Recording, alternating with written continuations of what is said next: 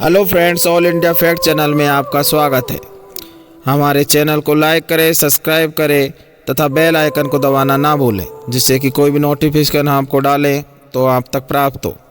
आज क्राइम की दुनिया में ले चलते हैं। मुंबई अंडरवर्ल्ड में जब मद्रासी गैंग की शुरुआत हुई तो उसी ने सरकारी तंत्र में संगठित तरीक़ों से माफिया को घुसपैठ करना सिखाया। उसका नाम मुखिया था वरदराजन मुदलियार, जिसे वर्दा और काला बाबू भी कहते हैं। कुछ लोग उसे मुंबई का पहला हिंदू अंडरवर्ल्ड डॉन भी कहते हैं। कहा जाता है इसके जैसा डॉन मुंबई अंडरवर्ल्ड में कभी नहीं हुआ। वरदराजन का पुलिस अधिकारियों से मिलने का जो तरीका था वो आज भी एक ऐतिहासिक किस्सा है।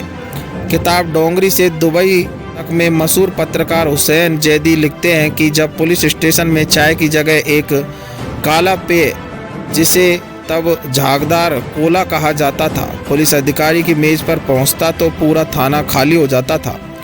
पुलिस वाले ऑफिस से बाहर निकल जाते थे। जिसके पास से झागदार कोला पहुंचता वो सारा काम छोड़ डॉन के इंतजार में खड़े हो जाता था।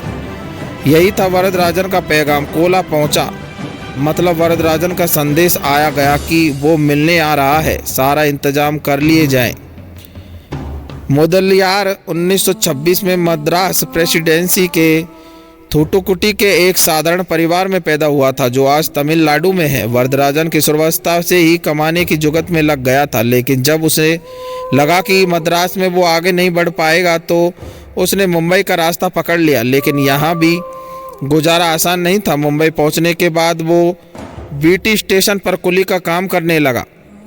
पहले तो उसने बिस्मिल्लाह शाह की दरगाह में पनाह ली, फिर वहीं लोगों की सेवा भी करने लगा था। वरदराजन एक बहुत ही बातूनी किस्म का शख्स था। वह जिससे भी मिलता बातों से उसे अपना बना लेता था। वीटी स्टेशन पर ही उसकी मुलाकात कुछ शराबी तस्करों से हुई थी। वरदराजन तब तक समझ चुका था कि कुली की कमाई से पेट भरने वाला नहीं है। वो भी इन तस्करों के साथ मिल गया और शराब के धंधे में उतर गया। पहले तो वरदराजन ने शराब पहुंचाने का काम किया, फिर खुद की गैंग बनाकर तस्करी करने लगा। इस गैंग को लोगों ने नाम दिया मद्रासी गैंगबाज। वरदराजन जब क्राइम की दुनिया में अपना ठिकाना बना रहा था तब हाजी मस्ताना और करीम लाला मिलकर मुंबई पर राज करने लगे। वरदराजन को समझ में आ चुका था कि बिना हाजी मस्ताना की अर्जी को मुंबई में अपने धंधे का विस्तार नहीं कर पाएगा। फिर क्या था, वरदराजन हाजी मस्ताना से मिलने के लिए पहुंच गया। हाजी मस्ताना ने भी वरदराजन को अपना बना लिया और उसे धंधा करने की अनुमति दे दी। हाजी मस्ताना का साथ मिलते ही वरदराजन मुंबई अंडरवर्ल्ड पर राज करने लगा। मुंबई को काफ़ी संख्या में मद्रासी यानी तमिलनाडु के लोग बसे थे, जो मूल रूप से वहां मजदूर या छोटे काम करते थे। इनके लिए वरदराजन भगवान की तरह था। इन लोगों को कोई भी ज़रूरत हो, मददगार एक ही था, वरदराजन मुदलियार। यहाँ एक तरह से इसकी अपनी सरकार चलती थी। पुलिस भी इसके इलाके में जाने से पहले 100 बार सोचती थी। इसके साथ ही वरदराजन की तरफ से बिस्मिल्लाह शाह की दरगाह पर सैकड़ों लोग रोज खाना के लिए आया करते थे। मुंबई के धारावी, सायन और कोलीवाड़ा में तमिल मूल के लोग काफ़ी संख्या में रहते थे। ये इलाके शराब की तस्करी के लिए बिल्कुल मुफीद जगह थी। यहीं पर वरदराजन ने अपना ठिकाना बना लिया था। मुदलियार अब तक की काफ़ी नाम कमा चुका था। शराबी तस्करी के साथ साथ सुपारी लेकर मर्डर करना, ड्रग्स की तस्करी और ज़मीन सेटलमेंट में भी अब ये मद्रासी गैंगबाज उतर चुका था। वरदराजन जब पूरी तरह से स्थापित हो गया तब टकराव की आशंका को देखते हुए हाजी मस्ताना ने इलाकों का बंटवारा कर लिया।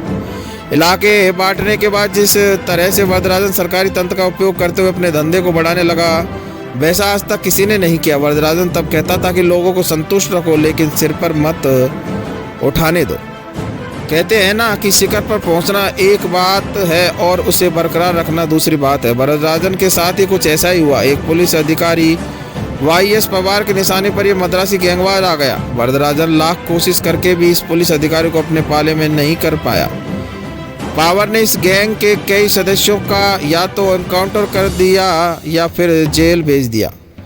एक समय ऐसा आया कि जिस वरदराजन की इजाज़त के बिना जो पुलिस वाले कभी इसके इलाके में नहीं जाते थे, वो अब उस पर शिकंजा कसने की तैयारी कर रहे थे। हालात इतने ख़राब हो गए कि वरदराजन को वापस चेन्नई जाना पड़ा, जहाँ 1988 में उसकी मौत हो गई। मौत के बाद हाजी मस्ताना ने वरदराजन के शव को चार्टर्ड प्लेन से मुंबई मंगवाया, जहां उसके अंतिम संस्कार में लाखों भीड़ इकट्ठा हुई। यह स्टोरी आप ऑल इंडिया फैक्ट चैनल के माध्यम से देख रहे हैं। अगर हमारी स्टोरी पसंद आ रही है तो लाइक से सब्सक्राइब करें, जिससे कि बेल आइकन दबाने पर आपको नोटिफिकेशन प्राप्त हो और आगे ऐसी ही